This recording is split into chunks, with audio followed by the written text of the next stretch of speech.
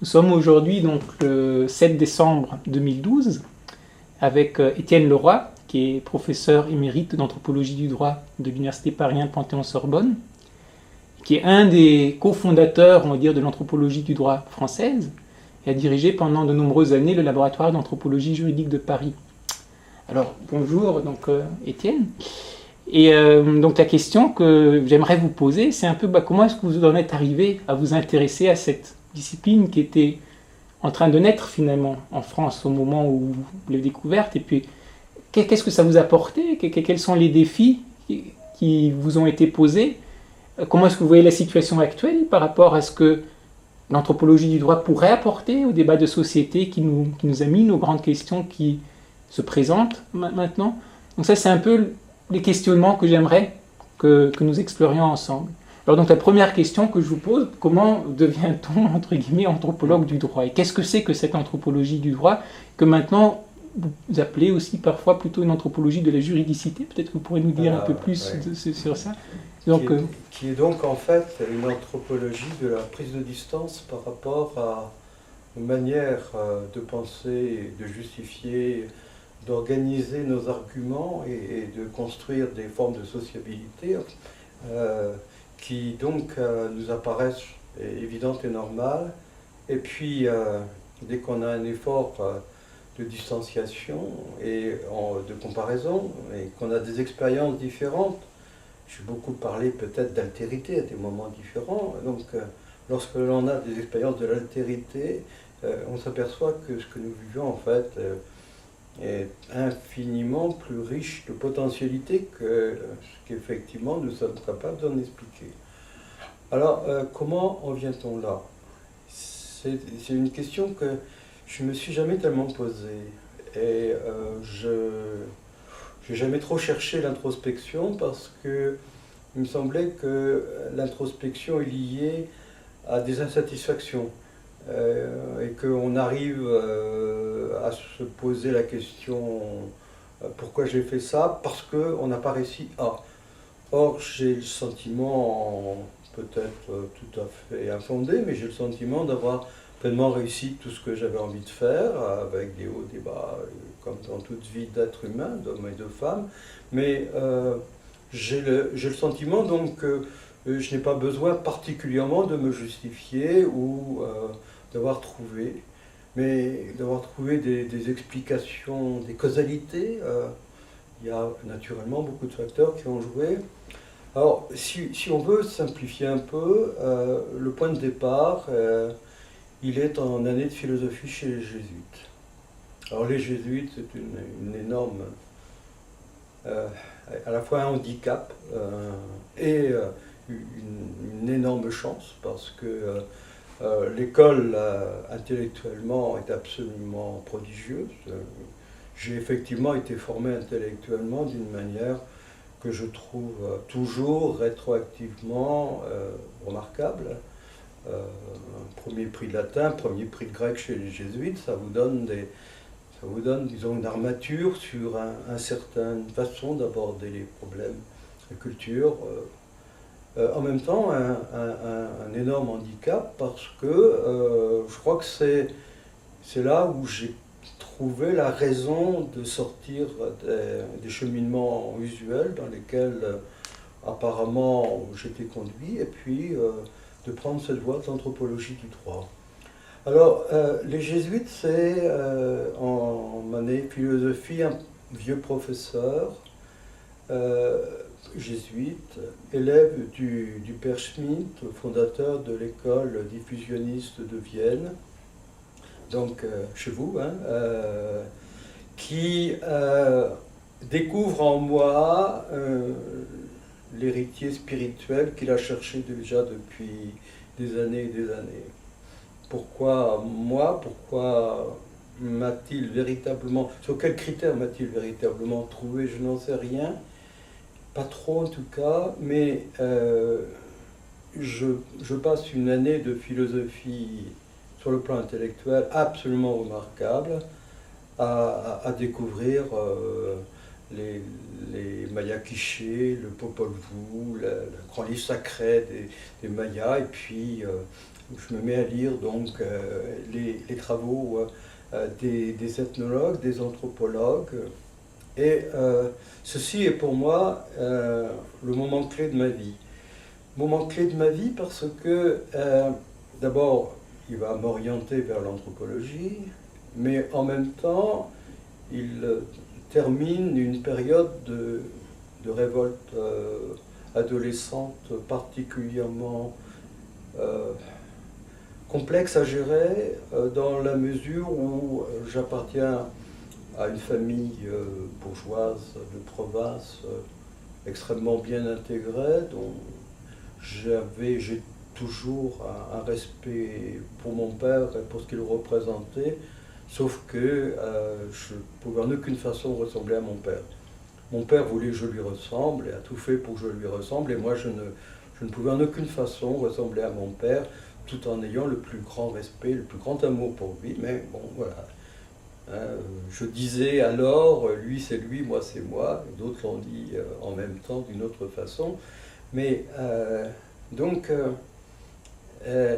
très tôt, et ça c'est un de mes amis qui me l'a fait remarquer il y a très peu de temps, très tôt à partir de l'âge de 10 ans, je suis devenu un rebelle.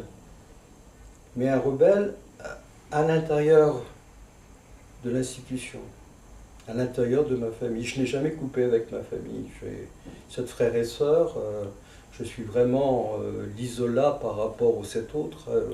J'ai quasiment rien. Si, je leur ressemble physiquement, mais je n'ai rien que je partage véritablement avec eux. Mais en même temps, bon, je suis resté dans ma famille. Je continue à m'occuper de mes frères et sœurs d'une manière, même si je n'ai rien à partager avec eux. Au contraire, il faut rester. De la même façon, je suis resté à l'intérieur à l'intérieur de ma classe sociale. Je n'ai jamais voulu avoir des attitudes de rupture triomphaliste comme on peut en avoir à un certain moment, même si je me suis totalement sorti de toutes ces appartenances. Donc, je suis resté, je suis un rebelle qui est resté à l'intérieur de l'institution, qui est Antoine Compagnon, l'actuel professeur de littérature comparée au Collège de France, qui a vécu à peu près les mêmes types d'expériences à quelques années plus jeune que moi, a exactement ce même type d'expérience. Il explique très bien dans un de ses ouvrages qui vient de paraître très récemment, ces rebelles qui restent à l'intérieur de l'institution. Et ces rebelles-là, ce sont les plus dangereux, je crois, parce que, un peu comme les termites, ils rongent le système de l'intérieur. On a l'impression que le meuble reste complètement avec toutes ses formes, ses volumes, etc. Mais en fait, il va en fait, à un moment donné, se détruire, se dissoudre. Et pour moi, ça a été très très vite, entre 13 et 16 ans, ce besoin à la fois de s'engager. À 13 ans, je découvre, avec la chute de Bien Bien Phu, notre plateforme à la fin de la guerre d'Indochine, je découvre ce que c'est que à la fois la colonie, la guerre coloniale et tout ce que ça peut impliquer. Donc j'ai 13 ans, mon engagement politique, je ne serais même pas de gauche, mais contre la colonisation, contre toutes ces formes, etc., d'exploitation, etc., est affiché. Et puis la guerre d'Algérie commence. Je suis arrivé à des moments où, jusqu'à 20 ans, à être très engagé du côté du FLN. Quand je suis étudiant à Strasbourg, je passe des valises du FLN sur le pont du Rhin pour aller en Allemagne. Enfin bon, petite bêtise de cet âge qui, de toute façon, m'inscrivent dans une histoire de ma génération. J'ai failli partir en Algérie. J'étais sauvé par le GONG. Le GONG, ce sont les accords d'Évian de mars 62. Je devais partir en Algérie en novembre 62. J'avais l'âge à cette époque-là, à partir de 20-21 ans, quel que soit le niveau d'études. Voilà. Donc, je reviens un petit peu, 18 ans, je découvre que à travers l'anthropologie, on peut avoir une autre vision du monde et que c'est une vision du monde qui, à l'encontre de ce que l'on représente à l'époque, n'est pas une vision passéiste, misérabiliste, liée à une dégénérescence, un retard. Toutes les théories du développement qui sont en train d'émerger à l'époque vont être construites sur cette idée d'une supériorité de l'Occident par rapport aux autres pays. Moi, je n'y crois absolument pas. Mais en même temps, je ne suis pas dans un culte de l'archaïsme, de la vieille société. Non, ce qui m'intéresse, c'est de comprendre comment les sociétés peuvent s'articuler les unes par rapport aux autres. Déjà, je suis dans cette exigence de comprendre alors les notions de dialogue qui nous sont familières maintenant, hein, diatopisme, dialogisme, etc., vont émerger 30 ans après ou 20 ans après, hein, naturellement. Mais pour moi, c'est déjà une évidence.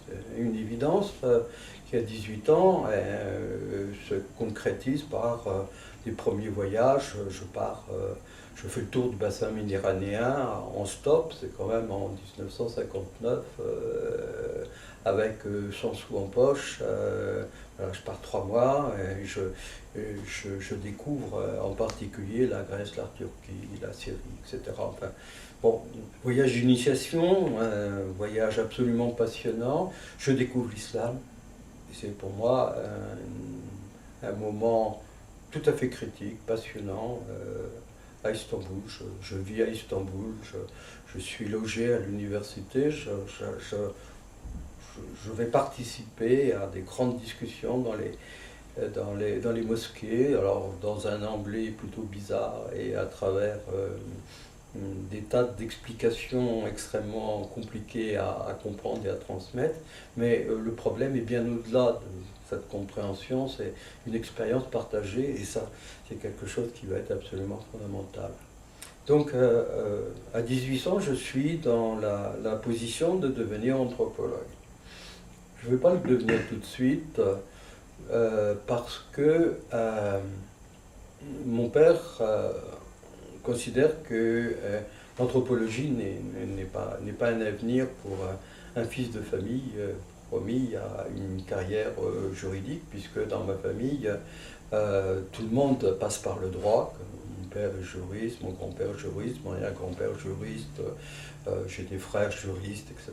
Donc voilà, il me dit, mon fils, si tu veux faire des études supérieures, je vais t'aider, mais tu feras des études de droit. Et il a quand même la sagesse de me dire, après tu feras ce que tu voudras. Alors, j'ai beaucoup réfléchi, parce que le rebelle était là, hein, mais en même temps, le discipliné quand même, hein, celui qui reste quand même à l'intérieur de l'institution, non pas parce qu'on n'a pas envie de quitter l'institution, mais c'est beaucoup plus exigeant de rester à l'intérieur de l'institution, c'est beaucoup plus fort, ça exige beaucoup plus d'intelligence, de sens, non pas de la ruse, mais de la profondeur, de la connaissance et dans l'efficacité. Et donc, finalement, j'accepte. Et donc, je vais commencer des études supérieures qui vont être de droit et de sciences humaines. Alors, en parallèle, avec, disons, des examens qui se passent en juin pour le droit et en septembre pour les sciences humaines, avec donc 2 licences. À l'époque, hein, ce sont des licences de 4 ans, et puis qui me mènent donc à 2 doctorats. Et le premier doctorat, parce que c'est le plus évident, le plus rapide, celui qui peut conduire le plus vite, c'est le doctorat de droit, que donc je passe en 1970. Et mon doctorat d'anthropologie, c'est 2 ans après. Sa forme est apparemment moins noble, mais ces enjeux sont infiniment plus importants puisqu'il s'agit d'inventer une nouvelle méthode pour rendre compte de la logique présidant à ce que maintenant j'appelle la juridicité des rapports fonciers.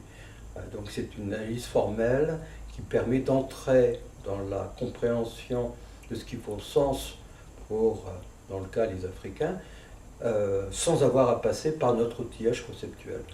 Et en particulier par la prétention à détenir les solutions à travers des normes générales et impersonnelles qu'on appelle les règles juridiques.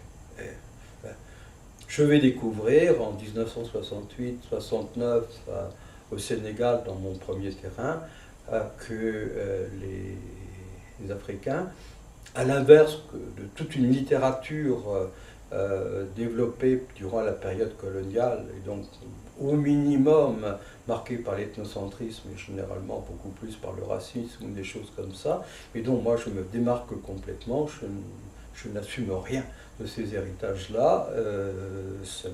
À l'époque, même, je ne voulais pas travailler en Afrique. Je reviendrai peut-être un tout petit peu de là-dessus. Mais donc, dans mon premier grand terrain au Sénégal, chez les Wolofs, je découvre que, en fait, tout ce qu'on a écrit, c'est du pipeau.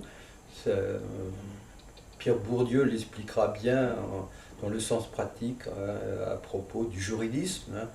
Inventer des règles là où les acteurs mobilisent des systèmes de disposition durable, ce qu'il appelle les habitus, et donc en fait formaliser sous la forme de règles ce qui relève d'une pratique au quotidien, c'est une déviation, c'est la caricature, c'est même beaucoup plus que cela, véritablement une dénaturation complète de ce qui fait sens pour ce type de société.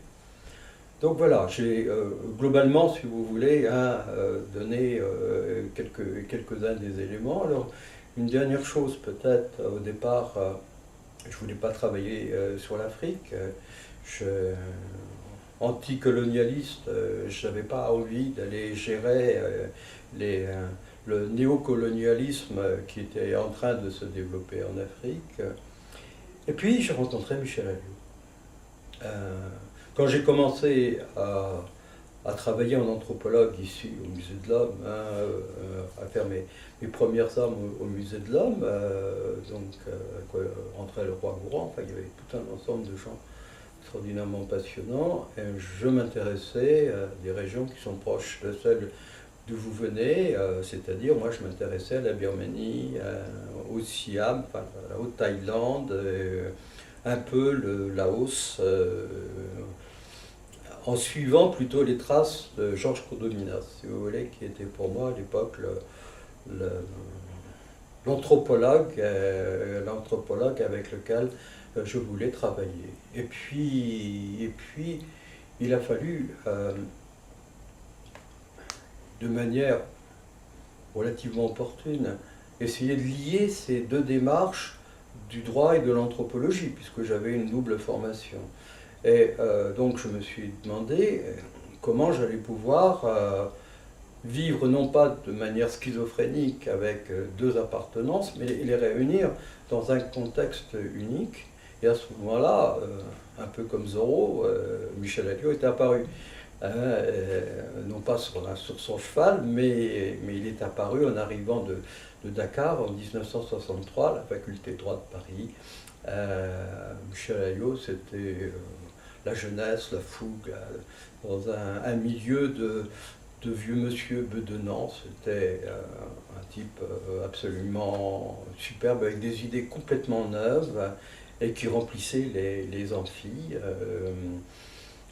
Beaucoup plus de jeunes filles d'ailleurs que de jeunes gens, vu qu'il était encore célibataire à l'époque, etc. Enfin bon, et Michel Alliot a eu un effet d'attraction parce que il était à la fois juriste, historien du droit, mais en même temps, il parlait de l'Afrique d'une manière absolument nouvelle par rapport à tout ce qu'il disait, et il enseignait de l'ethnologie juridique, ce qui n'était pas complètement ethnologique, mais qui tenait compte, disons, des grands enseignements des patrons des années 40 et 50, en particulier Parcelmos, notre grand fondateur en fait, hein, et Lévi-Bruhl, Henri Lévi-Bruhl, qui avait été son professeur et qui l'avait très fortement orienté.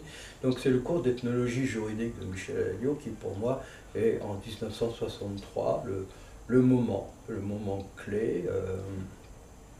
Je vais faire une partie de ma vie avec Michel Alliot.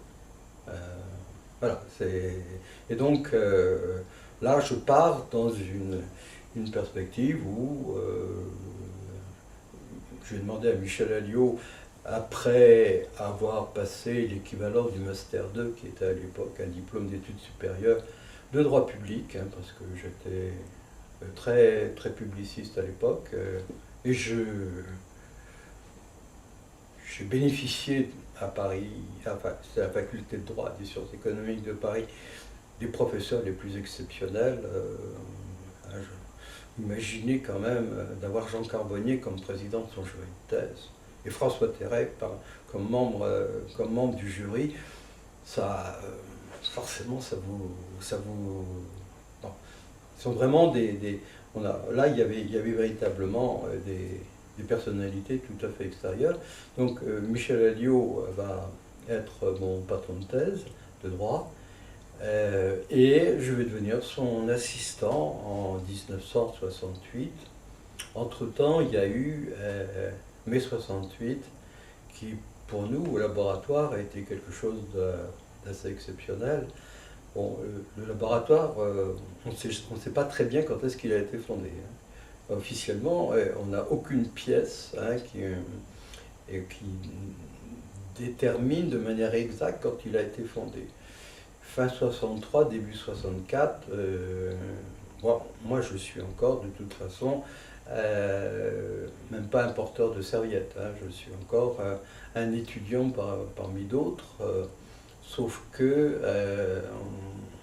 lors de l'examen de la matière ethnologie juridique, Michel Alliot a eu du mal à ne pas me mettre 20. Il m'a mis 19,5. Et donc, Michel Alliot, là, a été absolument interloqué par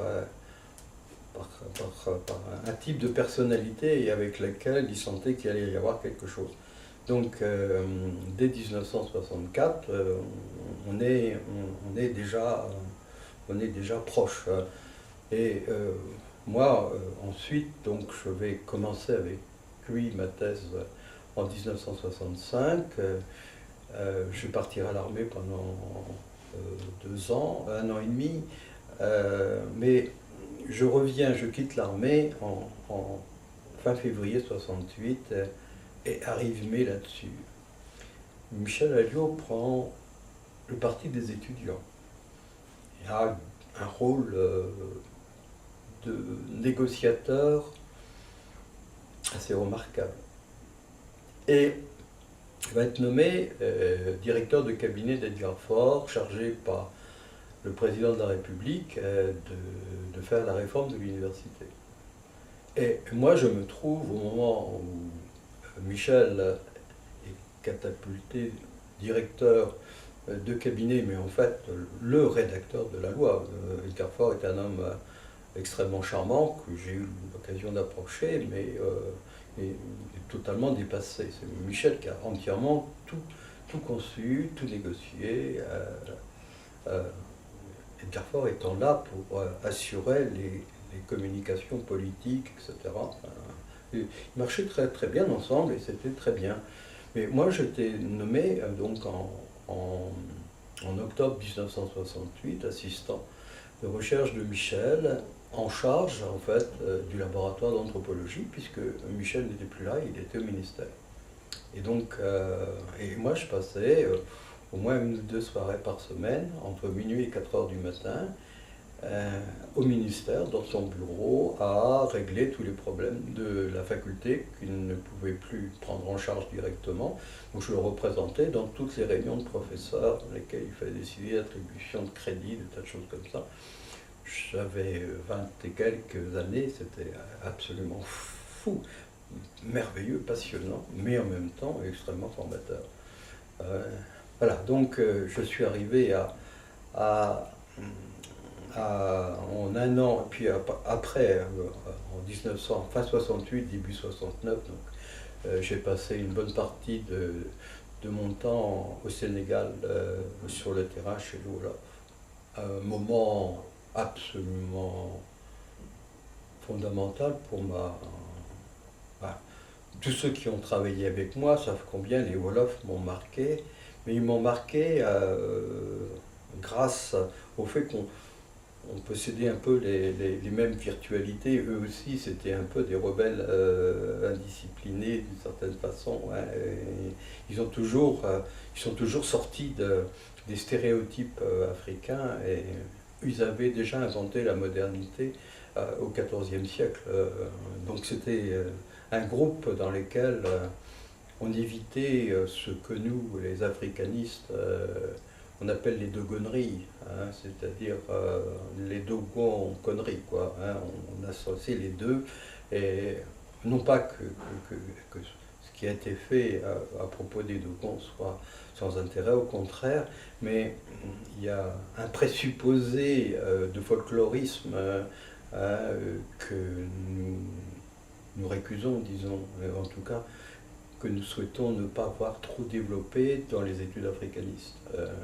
Il faut avoir une bonne connaissance de ce que représentent les cultures africaines dans leur très longue durée, mais en même temps, les Africains de maintenant sont les Africains avec lesquels nous travaillons et pour lesquels nous travaillons. C'est vers eux que nous nous tournons, pour eux que nous nous engageons, et donc il faut les regarder dans leur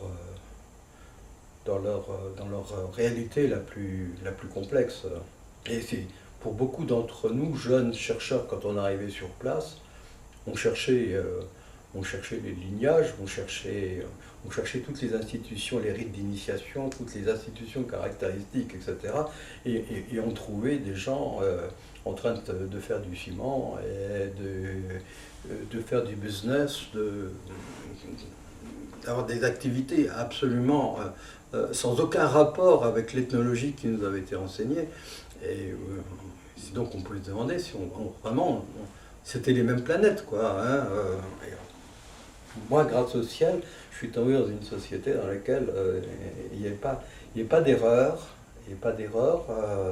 C'est comme ça que ça avait fonctionné depuis des années.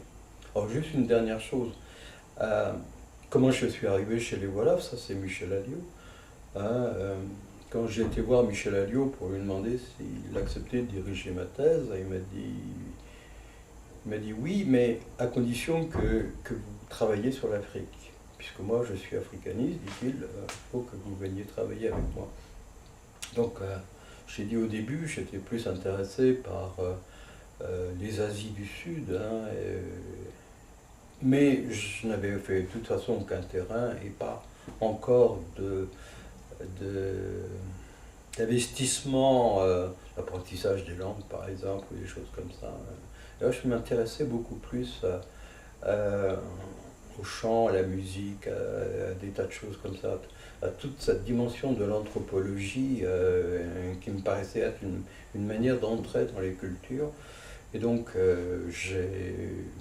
j'ai accepté la proposition de Michel Alliot, et je lui ai dit, bon d'accord, mais quelle société je vais pouvoir prendre, hein. Oh, il dit, écoutez, c'était vraiment un côté partage colonial, traité de Berlin de 1880.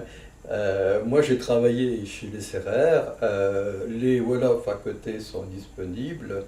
Si vous voulez, vous les prenez. Voilà. Alors, j'ai pris les Wolofs. Et puis, à côté de ça, il y a d'autres étudiants qui, par la suite, par exemple, Francis Snyder est venu travailler sur les Diolas. Selon le même principe, il est arrivé 3 ou 4 ans après. Donc il a été travaillé sur les lieux là. Michel Allieu et moi qui ont décidé qu'on allait le mettre là. Alors ça va un côté un peu néocolonial, mais en fait c'est simplement une réalité, si vous voulez, du fait que en fait l'anthropologie commençait au-delà des frontières du Sénégal. À l'époque, quasiment personne ne travaillait en anthropologue sur le Sénégal. Juste un petit peu à l'extrême sud. C'était pas assez folklorique, hein, si vous voulez. C'était trop... on passait son temps à produire de l'arachide. Hein. L'obsession, c'était la production de l'arachide. Et donc, tout tournait autour de ça, quoi, hein. Mais en même temps, c'était passionnant. Mais ce qui a fait d'ailleurs que quand j'ai commencé à m'intéresser aux Wolofs, Michel Alliot m'avait dit: vous faites votre thèse sur la parenté chez les Wolofs. Parce que le mot d'ordre était au laboratoire, toutes les thèses portaient sur la parenté dans telle société par rapport à l'évolution de ces choix de politique coloniale ou post-coloniale, si vous voulez. Et il y avait des choses qui avaient été faites qui étaient de très très bonne qualité, mais c'était pas le truc, le problème. Hein. Chaque société a son truc. Hein. Il n'y a pas le truc des Wolofs. Les Wolofs, la parenté, bien entendu, n'était pas anecdotique. Et j'ai compris que notre conception de la parenté était en fait infiniment plus large qu'on ne le croit. Mais en même temps, le véritable enjeu, c'était la terre, le foncier. C'est pour ça que je me suis lancé là-dedans, qui est une aventure autrement plus compliquée. Donc là, vous nous avez donné déjà un certain nombre d'éléments, on va dire, de comment vous en êtes arrivé à pratiquer finalement l'anthropologie du droit, hein, vraiment à mettre ensemble ces deux disciplines.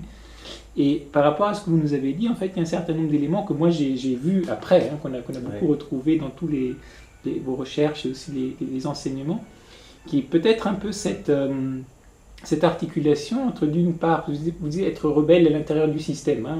Ouais. Donc c'est d'une part cette exigence énorme méthodologique pour pouvoir aborder l'autre. Donc l'obligation d'avoir une rigueur peut-être encore plus grande qu'on pourrait l'avoir dans d'autres contextes, parce que comme on a un point de vue qui n'est pas le point de vue majoritaire, ben, il faut construire quelque chose qui tienne la route. Donc on va dire d'une certaine manière une exigence, je mets des guillemets, d'objectivité accrue. Et en même temps, ce qui peut paraître comme un paradoxe, en fait un certain engagement, souvent parce qu'on prend un certain point de vue, et donc il vous a même mené à parler pendant tout un temps du fait que votre anthropologie du droit, donc vous ne parlez pas encore de l'anthropologie de la juridicité, mais c'était une anthropologie politique du droit. Et donc, alors ce qui peut paraître très paradoxal à certaines personnes qui disent, mais alors c'est engagé, donc c'est pas objectif, c'est pas scientifique. Et donc, et quel est le lien, on va dire, entre ces deux aspects? C'est aussi cet autre aspect, donc que vous avez beaucoup élaboré par la suite, qui est celui de la contemporanéité. On s'intéresse aux questions ici et maintenant. Et je me rappelle, au débat d'études africaines, d'anthropologie du droit, une des premières questions que le chercheur doit toujours se poser: à qui ça sert? À quoi ça sert? À quoi ça sert? Et il faut se poser ces questions-là. Et la responsabilité de chercheur n'est pas uniquement, surtout en sciences sociales, de faire avancer la recherche donc pour sa communauté académique à laquelle il appartient, mais il a aussi un devoir, une responsabilité face à la société plus large. Et donc la question que j'aimerais vous poser maintenant, et donc on peut faire aussi le lien en fait par rapport à toute l'approche diatopique et dialogale, hein, qui est, on peut construire quelque chose de rigoureux au moment où on reconnaît aussi le positionnement dans lequel on se situe. Et si on occulte ces positionnements sous un couvert d'objectivité ou d'une apparence peut-être plus scientifique, en fait c'est là qu'on fait passer des choses qui sont parfois beaucoup plus biaisées et difficiles à démonter. Donc la question que j'aimerais vous poser maintenant, donc là on a un peu ce qui vous a mené, on va dire, les éléments qui ont mené vers une approche de l'anthropologie du droit, et je crois que ce que je viens de dire maintenant, pour moi, hein, vu de l'extérieur, c'était quand même un peu un fil rouge après qui a émergé par rapport à la manière dont vous avez petit à petit mis en œuvre, perfectionné votre démarche et comment vous l'avez partagée. Donc la question que j'aimerais vous poser maintenant, c'est, donc voilà, avec ces éléments-là, est-ce que vous pourriez nous... Alors est-ce que peut-être je me trompe, mais si je ne me trompe pas, donc comment est-ce que vous avez donc développé cette intuition-là? Et puis comment est-ce que vous l'avez mis en pratique à travers le foncier d'une part, mais après vous êtes ouvert à tous ces autres terrains, les droits de l'homme, l'état de droit, à toutes les questions, bien sûr, de la coopération judiciaire française. Et puis, c'était pas uniquement ailleurs, mais après aussi l'étude en France Oui. de questions Puis, sur la et puis d'autres aventures comme politique africaine, par exemple, Voilà. hein, qui est pleinement... Alors, ce qu'il faut voir, c'est que une chance absolument exceptionnelle dans une vie de carrière, dans une vie de chercheur, c'est de participer à la fondation d'une science, d'une discipline. On peut dire que au moment où j'arrive dans la dynamique, il n'y a quasiment rien qui existe. Et Michel Alliot, alors nous travaillons à l'époque avec Raymond Verdier, mais Raymond Verdier va très rapidement prendre ses distances avec Michel Alliot et partir vers une anthropologie historique du droit. Donc développer une histoire du droit dans laquelle la dimension africaine est tout à fait fondamentale, mais Raymond Verdier va rester dans une perspective beaucoup plus classique, relativement proche des pratiques des chercheurs de la période coloniale, sans en avoir les ambiguïtés idéologiques, disons. Hein, au contraire, hein, il va être clair sur ces points-là, mais Raymond Verdier ne va pas chercher à innover. Michel Alliot non plus ne va pas chercher à innover. Non seulement il ne va pas chercher à innover, mais il ne se préoccupe pas beaucoup des problèmes, je dirais même peut-être vraiment pas du tout, hein, des problèmes de méthodologie. Michel Alliot poursuit un certain nombre d'intuitions qui sont extrêmement fertiles et qui vont donc qui ont cette beauté du mythe qui permet de dépasser les apparences de l'impossibilité de sortir de sa propre expérience, son propre discours. Moi je me rappelle les premières fois où Michel Alliot m'a demandé de prendre des positions intellectuelles, en 68-69, jeune assistant, hein, j'ai l'obligation de prendre des positions, mais je dis à Michel, mais je ne suis pas habilité. Ah, j'ai rien à dire. Il me dit, si, c'est au fond de vous-même, simplement, vous ne l'avez pas encore conceptualisé d'une manière suffisamment volontaire pour que ça vienne quelque chose d'agissant, qui soit une force. Donc, Michel m'a mis dans la position dans laquelle je devais prendre des positions et créer une discipline m'est apparu un challenge, un défi absolument passionnant que je continue à relever encore maintenant. Et là-dedans, je vais avoir 2 ou 3 épisodes dans lesquels je vais avoir des investissements qui vont être particulièrement extraordinaire richesse.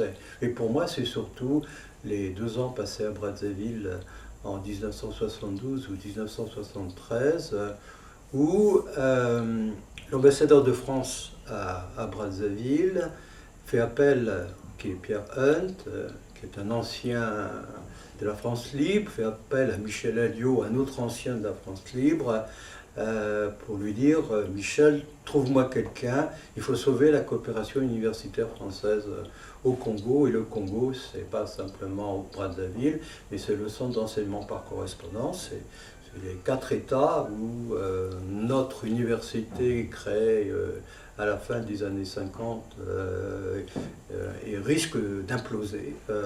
On est en pleine révolution marxiste-léninisme extrêmement violente, très très grande difficulté. Les soviétiques sont là, les chinois sont là, les cubains sont là, tout le monde veut mettre la France à la porte. Et donc Pierre Hunt dit à Michel, j'ai besoin de quelqu'un pour sauver notre coopération. Je suis l'homme j'ai 20 et quelques années encore. J'approche la trentaine là, mais je suis encore en formation, disons. Et j'ai passé 2 ans là-bas à africaniser les enseignements d'histoire des institutions, avec un travail de terrain, puisque j'enseigne à mes étudiants le droit vivant et que j'emmène mes étudiants dans les juridictions coutumières et qu'on participe pendant tous les week-ends à tous les palabres, etc. Et qu'on travaille après les cours officiels en amphi, on va travailler sous les arbres dans la cour de l'université, parler de la sorcellerie, parler de tous leurs problèmes à eux et trouver des réponses en mobilisant toutes nos connaissances pour faire en sorte que ces étudiants soient à même de vivre dans 3 mondes différents. Le monde du droit moderne, qui est un héritage français issu de la colonisation, mais en droit privé. Le droit public, lui, est d'héritage marxiste, léniniste, donc collectiviste, alors que le premier est individualiste. Et le troisième, le quotidien de la vie, est communautariste. Comment vivre dans cet éclatement de 3 univers? Pour moi, je repère bien ces 3 univers, et donc mon projet pédagogique est de réunir ces trois univers, mais à partir de leur quotidien et non pas à partir des formes importées. Donc, je suis amené puisqu'il n'existe aucun support pédagogique, à écrire chaque jour au minimum. J'ai 4 cours, donc les 4 années, j'ai entre 6 et 8 secrétaires qui travaillent pour moi à taper des sténos à temps. Et je dois sortir au minimum 20 pages par jour, parce qu'on n'a pas de machine à écrire, rien, hein, tout est écrit à la main, etc. C'est titanesque, c'est fou, mais on construit un type de démarche. Le cours d'histoire des institutions va d'ailleurs rester enseigné, utilisé pendant 10 ans par mes successeurs quand je serai obligé de quitter Brazzaville pour cause d'insécurité politique. Parce que ma famille est en danger là-bas, et moi-même aussi je le suis, mais surtout ma famille, donc on est obligé de rentrer au bout de 2 ans. Mais c'est un moment de systématisation, de théorisation, un travail que je vais retrouver, que je continue à utiliser maintenant, même si bien sûr beaucoup de choses ont été revues, complétées, élargies, etc. Mais ça, c'est absolument passionnant. Parce que c'est véritablement la base de toute l'anthropologie juridique qui sera pratiquée par la suite. Quand vous regardez l'ouvrage de Norbert Rouland sur l'anthropologie juridique, toute la base, elle est dans mon cours d'histoire des institutions qui est là, que Norbert a eu en main et que, bien entendu, il n'a pas cité parce que ça fait partie des mauvaises manières qu'on peut avoir dans certains cas, d'oublier de citer ceux qui vous ont inspiré. Mais bref, ce type de démarche a servi de support théorique avec tous les choix de méthodes qui étaient à ce moment-là susceptibles d'être mobilisés par les étudiants. Et ça a donné l'occasion d'une véritable... un passage à la scientificité, si vous voulez.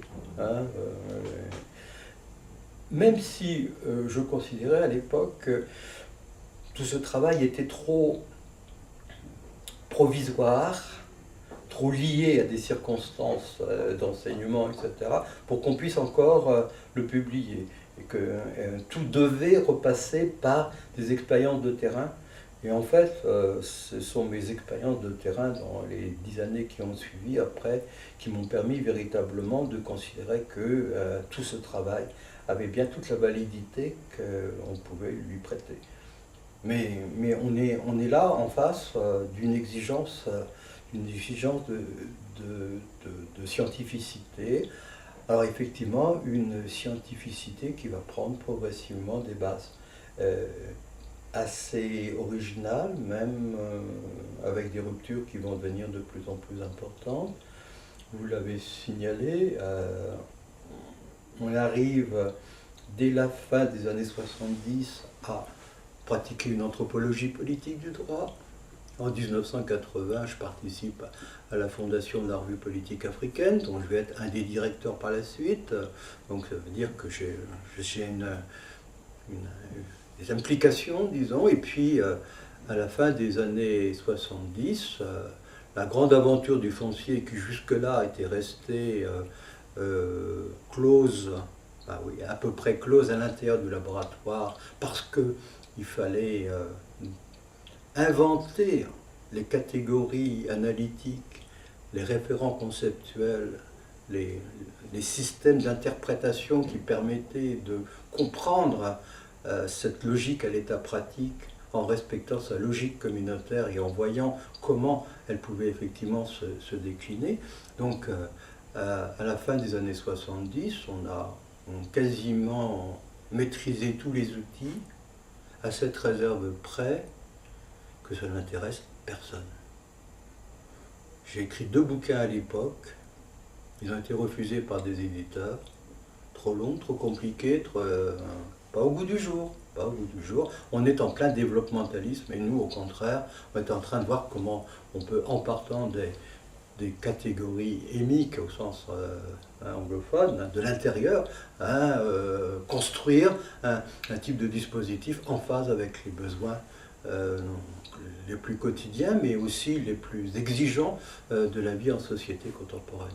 Donc, à cette époque-là, il y a à la fois une très belle réussite, et puis des échecs, non moins évidents, puisqu'il y a un rejet. Alors, à ce moment-là, il y a la possibilité de participer à un colloque au Togo sur la réforme agrofoncière, qui me donne la possibilité de rencontrer des collègues de l'Orstom, aussi de m'opposer sur place à la manière selon laquelle l'État togolais voulait faire avaliser par la communauté scientifique internationale une réforme que nous étions quelques-uns à considérer comme inacceptable. Donc, lors de l'ouverture de la conférence internationale qui se tenait à Lamakara, dans le fief du président de la République, je me lève et je prends la parole un petit quart d'heure.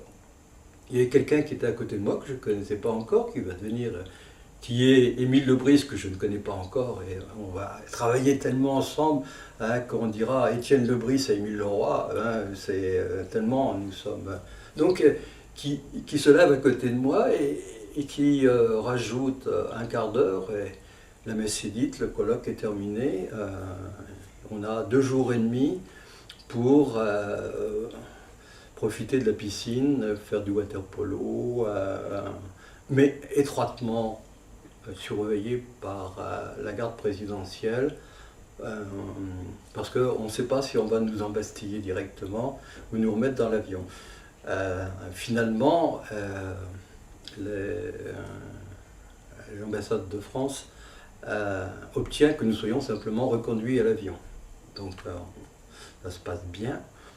Et nous rentrons en France, et quelques jours après, non, un mois après, ça se passe en octobre, novembre, je suis convoqué rue Monsieur. Rue Monsieur, donc c'est le ministère de la Coopération. Je me dis, je vais me faire engueuler comme c'est pas possible. Et puis, au contraire, je ne suis pas vraiment félicité, mais les rapports, disons, qui sont remontés de Lomé sont extrêmement positifs et montrent bien, nous avons montré comment on avait joué sur des rapports fonciers pour faire avaliser des intérêts particuliers, alors que les intérêts collectifs des Togolais étaient oubliés, qu'on avait on courait une chimère qu'on continue à courir, qui est celle de la généralisation de la propriété privée, alors que ce n'est pas ce que demandaient les Togolais. Et donc, le ministère me demande d'organiser une grande rencontre pour lancer les recherches sur le foncier. À ce moment-là, je m'associe avec Émile Lebris, parce que moi j'ai toujours travaillé en groupe. Hein. Je n'ai jamais travaillé tout seul. Et donc, on va lancer le réseau sur la question foncière en Afrique noire, qui va devenir la PREFA, qui va inventer les nouvelles formes d'expertise sur le foncier, qui vont nous donner, sur le plan de l'analyse anthropologique, une totale crédibilité, je pense. En tout cas, quand je vois la manière selon laquelle certains lecteurs réagissent à mon dernier bouquin, La Terre de l'autre, je pense qu'effectivement, au bout de 40 ans, on est effectivement arrivé à une certaine maîtrise, disons, à la fois sur le plan conceptuel et épistémologique, et aussi au niveau des méthodes et des techniques. Donc, à mon avis, on a plutôt bien relevé le défi. Mais la grande limite, c'est que ça reste une très grande discrétion. Il est très clair que,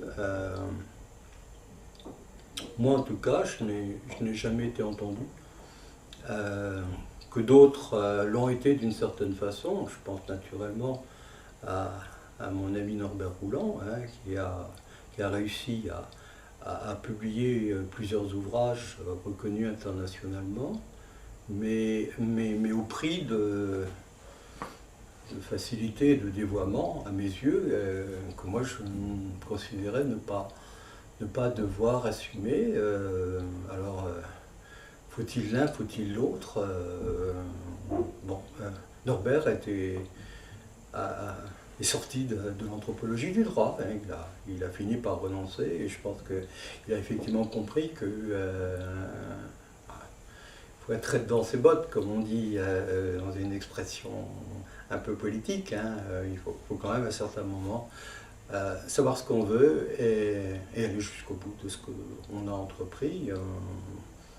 Comment est-ce que vous voyez aujourd'hui, parce que là il nous reste à peu près une vingtaine de minutes, hein, et je crois qu'il va falloir qu'on fasse peut-être une suite, hein, pour aller aborder des aspects plus en profondeur. D'une certaine manière, quand je nous écoute, là, c'est peut-être vraiment ce sur quoi on travaille maintenant, c'est les origines d'une anthropologie de la juridicité, finalement. Hein. C'est un peu, on est en train de poser tous ces éléments qui ont fait qu'on s'est petit à petit acheminé vers ça.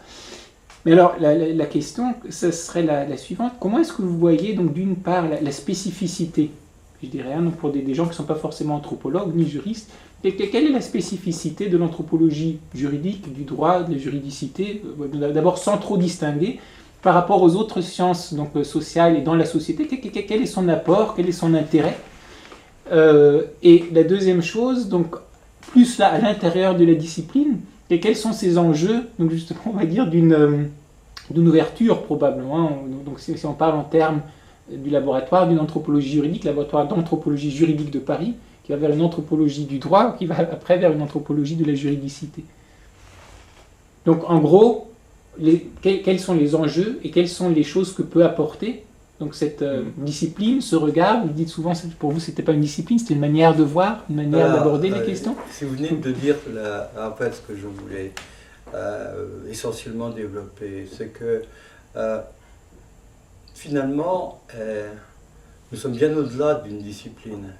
Nous sommes peut-être même bien au-delà d'une pratique scientifique si on reste à l'intérieur de ce qu'on appelle l'épistémologie de la transparence, c'est-à-dire qui suppose que toutes les données sont susceptibles d'être identifiées, maîtrisées, mesurées, organisées, argumentées, et que par le biais de l'hypothétique, donc là, en posant des hypothèses, on arrive à une thèse, et que tout cela se fait d'une manière, donc je dis, transparente et susceptible d'être entièrement démontée, discutée, etc.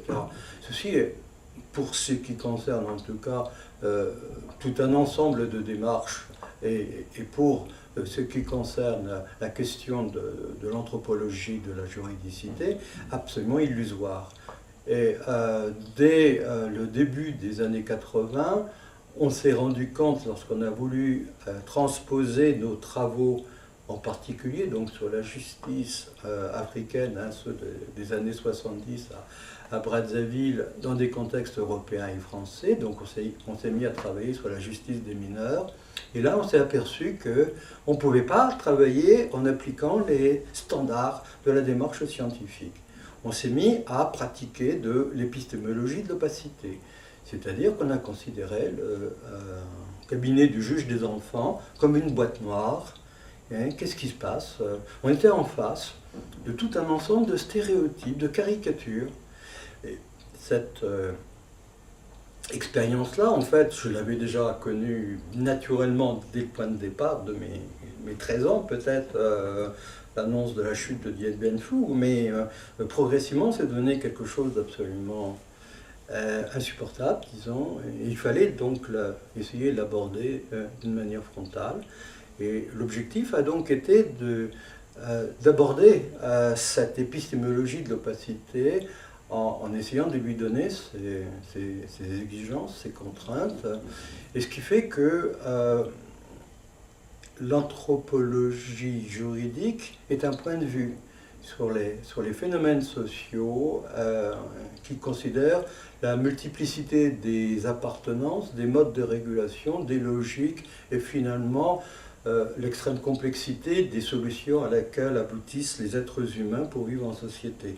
Et en disant ceci, je ne désigne aucun champ particulier, je suis au contraire à la croisée de tout un ensemble d'expériences qui vont de la philosophie à la science politique ou à la polémologie en passant par des tas de choses comme cela, parce que ce qui me paraît de plus en plus de l'ordre de l'exigence, c'est de sortir des cloisonnements, de tous les cloisonnements, et en particulier des cloisonnements disciplinaires qui peuvent être une très très grande intolérance, tant en rapport avec les autres qu'à la capacité de poser de nouvelles bonnes questions, que donc il faut se situer dans une perspective qui est celle de se laisser interpeller par son objet et par le type d'altérité qui est à un moment donné invoqué, évoqué, impliqué dans ce sur quoi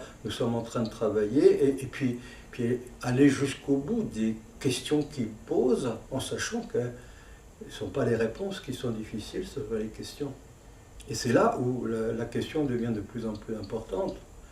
Je me suis aperçu en rédigeant cet ouvrage, La Terre de l'autre, que donc j'ai rédigé en 2010, en quelques mois, 400 pages, c'est sorti comme ça, qu'une bonne partie des réponses, je les avais dans ma thèse d'état en droit en 1970. J'avais les réponses, mais je n'avais pas en 1970 les questions qui allaient avec. Il m'a fallu 30 ans pour arriver à trouver les bonnes questions qui mettaient en forme des questions qui m'étaient données, mais personne, moi pas plus que d'autres, n'avions réussi à aller jusque là où on sort des standards de raisonnement usuel pour entrer dans une reconnaissance de ce qui fait l'autre dans son altérité. Pas dans ce que nous voulons qu'il devienne, dans ce qu'il est lui, et donc dans la capacité qu'il y a à nouer cette relation dialogale, qui ne peut être saisie que parce qu'il y a l'exigence diamutique, la confrontation des représentations, des systèmes de représentation, qui va pouvoir véritablement nous permettre d'imaginer les raisons pour lesquelles chacun est dans son originalité et comment on va pouvoir construire ces ponts que je théorise actuellement à travers le paradigme de la complémentarité des différences. Je suis en plein là-dedans. Peut-être un autre élément, je crois, qui est important pour les auditeurs qui écouteront. Donc on a évoqué que vous avez parlé certainement d'une anthropologie politique du droit, mais votre ouvrage aussi s'intitule Une anthropologie dynamique du droit. Je crois que c'est extrêmement important parce qu'en vous écoutant, si on ne connaît pas tous les tenants et aboutissants de la démarche, on pourrait se dire, bon voilà, alors finalement on retombe dans un essentialisme de l'autre, comme ça qu'il faudrait découvrir dans son originalité, etc.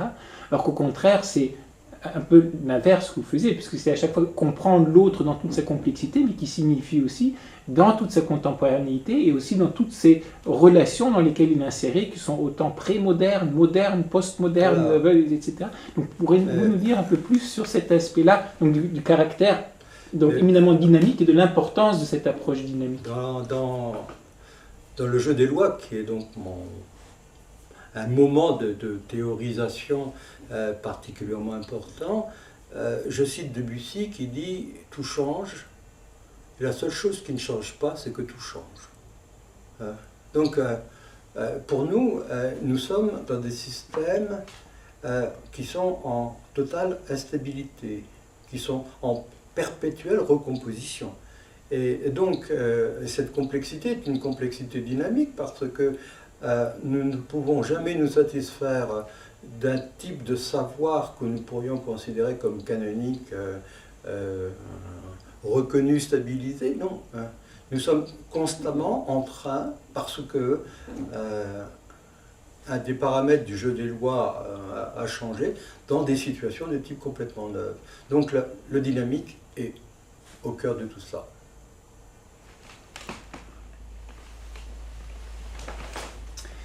Oui, ce qu'il est très intéressant de noter dans l'évolution finalement de l'approche de l'anthropologie du droit au laboratoire d'anthropologie juridique de Paris, c'est que petit à petit on est passé d'une approche beaucoup plus structuraliste.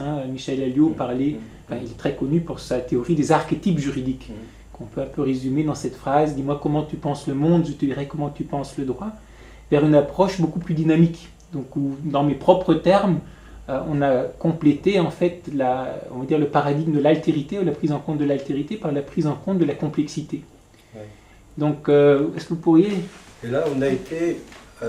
bon, alors, il faut d'abord dire que dans les années 60, quand les choses sont en train de se mettre en place, dans les universités françaises, on est structuraliste ou marxiste.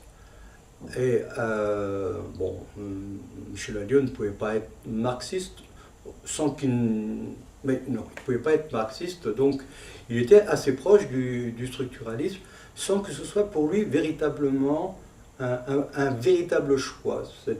Ça restait dans des références implicites. Si bien que moi, par exemple, lors de ma soutenance de thèse, le doyen Carbonnier va me dire « Mais, monsieur Leroy, vous êtes structuraliste dans votre démarche. » Et moi, je vais le regarder et je vais être comme un élève tapé avec une règle par l'instituteur parce qu'il a fait une faute.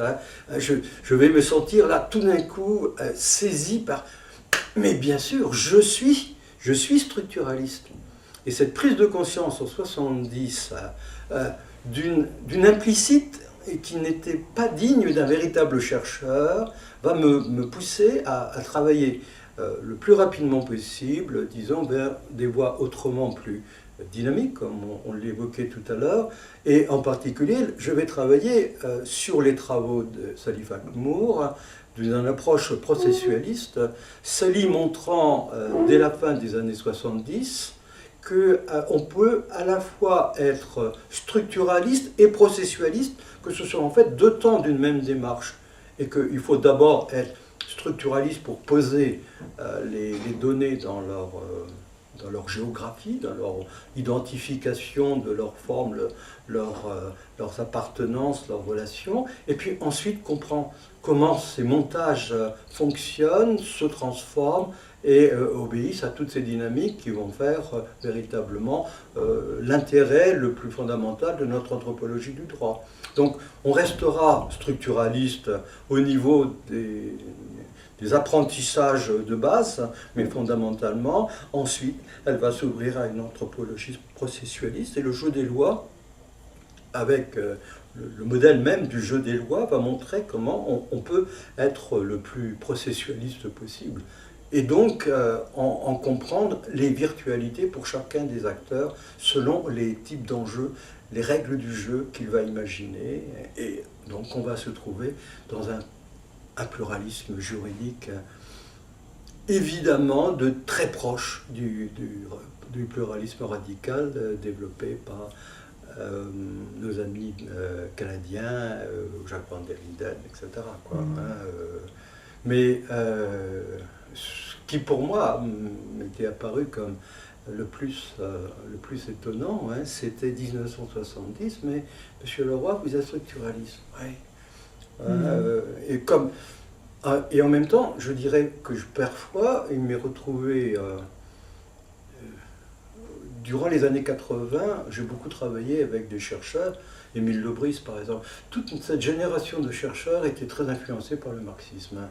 Et donc moi je travaillais avec eux, je travaillais avec Francis Snyder, qui était marxiste, qui est marxiste peut-être encore d'ailleurs. Moi, j'ai trouvé très passionnant de travailler avec eux, moi n'étant pas marxiste, mais il m'est arrivé d'être traité de marxiste par mes collègues américains. Et en particulier, le beau colloque de Bellagio qui signe la naissance du mouvement du legal pluralisme en 1981 ou 2. Donc moi, je présente une communication qui est considérée comme marxiste, selon des présupposés qui montrent que les Américains n'avaient pas compris grand-chose au marxisme réel. Et ça, c'est surtout Francis Snyder qui le dira par la suite. Voilà. Alors peut-être pour conclure, ouvrir, on va dire, la belle discussion qu'on a pu avoir, on se situe dans le présent, dans la contemporanéité, on va dire. Mais donc par rapport à la démarche, quand même sur une bonne quarantaine d'années, plus, même une cinquantaine d'années, on peut dire pratiquement. Donc quel est pour vous peut-être donc rétrospectivement, hein, donc les apports, autant individuels que collectifs, que vous pensez donc, que l'anthropologie doit vous apporter ou apporter ceux avec lesquels vous étiez en contact, et en prospective, comment est-ce que vous voyez des potentialités dans le futur, et peut-être en lien, donc ça je pose ça un peu comme question ouverte, on l'a évoqué au début, on n'en a pas trop parlé, mais donc c'est juste pour voir cet horizon donc, qui semble s'ouvrir encore plus qu'il était avant, c'est celui de l'anthropologie, donc de la juridicité, donc qui ouvrirait peut-être encore plus les fenêtres, ou d'une autre manière encore les fenêtres que ce qu'on a fait donc, depuis un demi-siècle pratiquement. Je ne vais pas trop répondre sur la dernière partie de l'anthropologie de la juridicité, parce que ça nous conduirait sur des discussions qui risqueraient peut-être d'étonner un peu l'auditeur, et il faut prendre son temps pour comprendre pourquoi notre expérience du droit, qui nous apparaît d'une évidence mais absolument indiscutable, est en fait simplement un folk system, c'est-à-dire un produit finalement très exotique et qui est passible exactement des mêmes opérations intellectuelles que le droit dit coutumier par exemple, ou les rituels confucéens, etc. etc. Hein, donc c'est un domaine, à mon avis, encore d'une grande richesse et qui suppose des ruptures extrêmement fortes et difficiles à mesurer. Moi, il m'a fallu une dizaine d'années pour accepter de passer de cette idée qu'on ne pouvait plus parler du droit d'une manière générale et qu'il fallait avoir deux termes pour pouvoir rendre compte de l'expérience globale de l'humanité qu'on appelle la juridicité, et cette expérience singulière qu'on appelle le droit dans les sociétés occidentales telles qu'elles l'ont inventé à partir en fait, du 15e, 16e siècle, quoi. Hein. Et ça, c'est vraiment, ça nous conduirait relativement loin. Moi, ce que je voudrais dire simplement en conclusion, c'est que ceux qui sont passés par l'expérience de l'anthropologie, qui est d'abord une expérience des doutes, des remises en cause, des déstabilisations, des incertitudes, des interpellations, des moments d'angoisse même parfois. Est-ce qu'on est capable intellectuellement de tenir la distance entre des appartenances culturelles qui sont en tension nécessairement les unes par rapport aux autres, qui sont représentées comme étant contradictoires et impossibles à négocier, que nous, en fait, nous vivons comme négociés. Alors, jusqu'où vivons-nous une situation schizophrénique, ou jusqu'où pouvons-nous effectivement réaliser cette complémentarité des différences? Ceux qui donc ont réussi ce passage, qui est un passage simplement d'illusion à d'autres à d'autres réalités, si vous voulez, qui sont infiniment plus riches, parce que c'est là la pluralité des appartenances qui se trouve effectivement vérifiée, et donc nos richesses qui sont véritablement prises en considération. Donc ceux qui sont sortis des illusions de l'universalisme, du monologisme, d'un certain nombre de grands travers qui caractérisent nos sociétés occidentales pour entrer dans une compréhension plus large, comme moi, comme un certain nombre d'autres, c'est pas de la sagesse, c'est au-delà de la sagesse une espèce de sentiment d'une richesse à laquelle on est arrivé et que l'on va pouvoir faire partager. Et donc mon plaisir actuellement, c'est d'aller rencontrer les étudiants et prendre 1 heure, 2 heures, les sortir de leur gang, faire ces petites fêlures dans leur système de référence qui vont leur permettre de comprendre que derrière les illusions, il y a quelque chose, il y a une quête dans laquelle ils peuvent partir et qui va les amener à quoi? À être eux-mêmes, à se découvrir eux-mêmes. C'est ça la grande richesse de la démarche, une démarche anthropologique, quel est le droit ou d'autres supports, c'est reconnaître à travers autrui ce que l'on est soi-même, l'ensemble des richesses dont on dispose pour être en commerce avec tous les autres. Et c'est là, si vous voulez, où je me sens tout à fait contemporain de ce qui se passe, parce que je vois bien combien autour de nous ces expériences-là sont mal perçues, difficiles à reconnaître, mais en même temps que le monde, l'univers, a besoin de ce type de démarche. Nous sommes peu nombreux, c'est difficile, mais c'est toujours Guillaume le taciturne. Il ne suffit pas de commencer ni de continuer pour persévérer. Voilà, bon, il faut donc que nous persévérions dans notre démarche. Il n'y a que comme ça que nous pouvons véritablement assumer notre qualité d'être humain. Et ça, nous retrouvons dans tout un ensemble d'autres cultures qui ont eu des parcours à peu près analogues. Sous cet angle-là, nous sommes toujours occidentaux, chrétiens, croisés, etc., français, etc., un peu en retard par rapport à beaucoup d'autres sagesses, mais nous sommes comme là, au rendez-vous de ces civilisations. On peut effectivement apporter beaucoup de choses. Mais il faut sortir des systèmes institutionnels. Il faut sortir l'anthropologie des universités, par exemple. J'y crois plus, moi. Professeur universitaire pendant 40 ans, je ne crois plus à l'avenir de l'anthropologie du droit dans les universités françaises, par exemple.